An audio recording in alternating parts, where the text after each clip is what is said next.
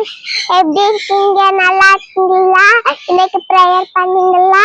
Daily உங்களுடைய mummy டேடிக்கு prayer பண்ணணும், உங்களோட ஃபேமிலியில எல்லாருக்கும் ப்ரேயர் பண்ணணும், சரியா?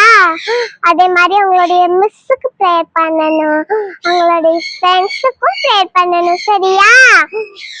ஓகே, இன்னைக்குடைய வசனம் என்ன வசனம் பார்க்கலாமா? இன்னைக்குடைய தலைப்பு என்னது தெரியுமா? பாரத்தை பகிர்ந்து கொள்ள அழைத்து ஒருவர் பாரத்தை ஒருவர் சுமந்து இப்படியே கிறிஸ்துவனுடைய பிரமாணத்தை நிறைவேற்றுங்கள்.